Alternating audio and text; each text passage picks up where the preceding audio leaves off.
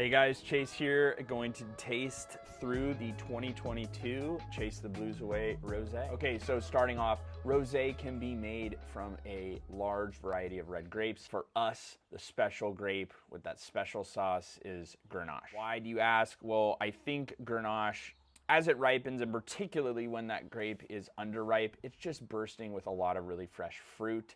And for me, that just creates this beautiful consistency over time, and that's what helps create this ultra consistent product for us, vintage to vintage. Two methods to produce rosé, but to be brief, we're just going to touch on both of them. One of them is called direct to press, which is that we are harvesting the fruit specifically for rosé production, bringing that fruit in, putting it into press, extracting the juice, and that juice goes through fermentation a multitude of different ways. Other method is called signé method. Signé in French means to bleed, and this is the method that is used in, or has been used in Provence, France as tradition for a long period of time. Instead of the fruit being harvested for rosé production, it's harvested for red wine.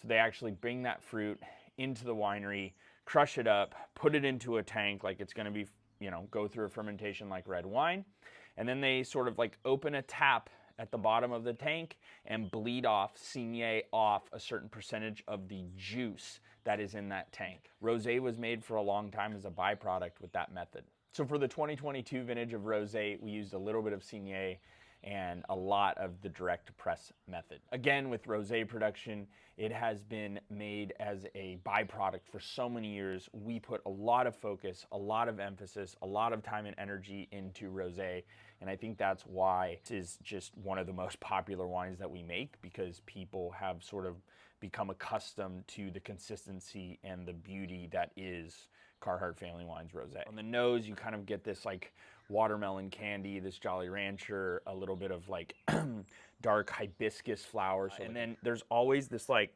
kind of citrus cream, or like this beautiful creaminess that you can almost smell.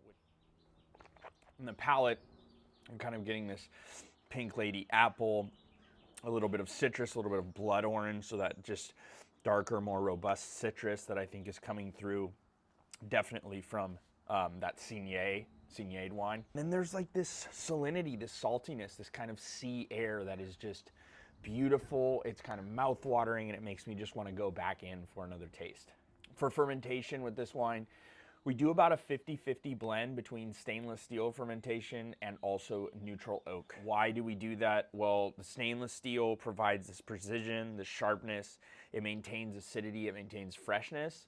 And the oak gives this roundness in the palate.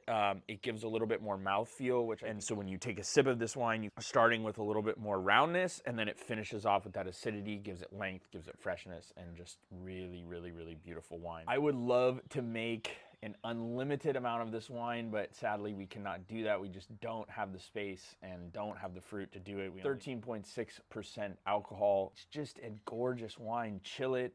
This is the most food-friendly wine in the world, from sushi to backyard barbecue. Whatever you guys can think up, it's gonna work. It sells out every year much sooner than we would like. So if you're interested, get your hands on it now before it's gone till next year. I hope you guys enjoy, and as usual, if you have any questions or you need anything, please do not hesitate to reach out. This is a rock star wine.